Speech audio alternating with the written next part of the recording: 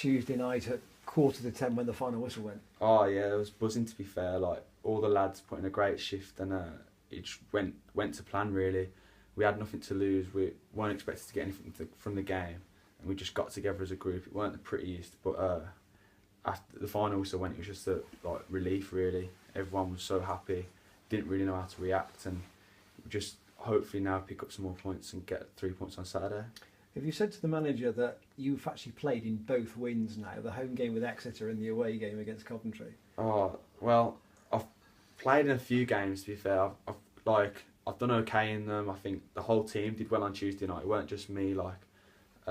It weren't the prettiest. As I said, in possession we couldn't still improve, but defensively I thought we showed what we can do. And if anyone wants to question our work ethic, how hard we work, do we care, and just look at Tuesday's performance against the quality Coventry team, and I thought we did really well. It's not just the defence that defend though, is it? The defending has to start Doidge, from the top. from Doidge, yeah. Doidge ran his socks off, as did Key and Tony when they came off, 60th minute, 70th minute they came off. They've done their shift. We get more players on. Omar and I think Brownie came on, put in another great shift, and it just shows wherever you play, you've got. I think everyone doesn't play for themselves; they play for the team. So they did well. Obviously, Port Vale won and Chesterfield won as well. But the key point for you is that you've pulled 3 or 4 teams closer towards you. Yeah, definitely. I don't think we can look too far below us. All we've got to keep looking is up the table and see how far we can go. I think just concentrate on what we're doing. Get 3 points on Saturday. That'll be back-to-back wins. I think for the first time in the season. So just crack on from there. And after Saturday, you play a group of clubs in the bottom half of the table. So on paper, this is the last of the more difficult matches. Yeah, definitely. I think we take each game as it comes. We'll train hard tomorrow again, and we'll prepare like we do for any game, and we'll just treat them equally. Has Mark spoken much about Stevenage yet?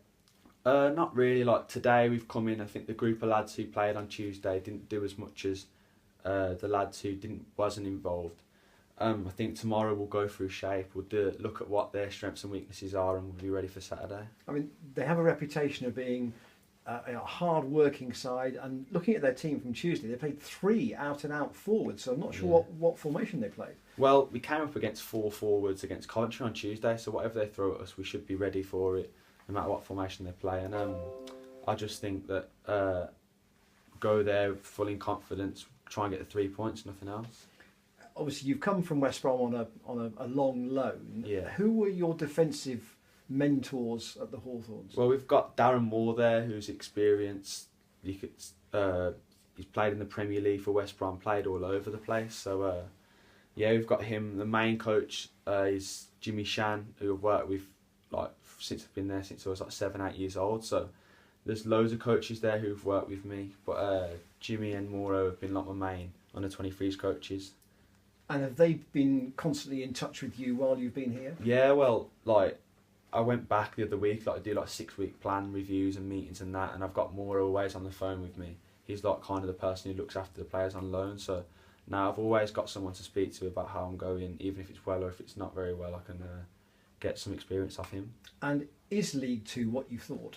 Yeah, I think, to be fair, I've come in and I didn't realise how good the teams were.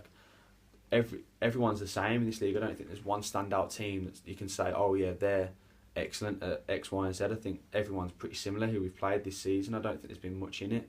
It's just where I think Tuesday we got a bit of luck. I know the goal's gone in, but I think we haven't had any luck whatsoever for the past probably 6-7 games. I think that's helped us. We've got the 3 points. We can bounce up the league now.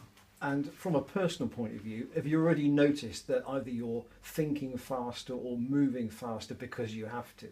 Well, I just think, me personally, I take it game by game, look who I'm up against and see what their strengths are. If he's quicker than me, I might take a yard off him.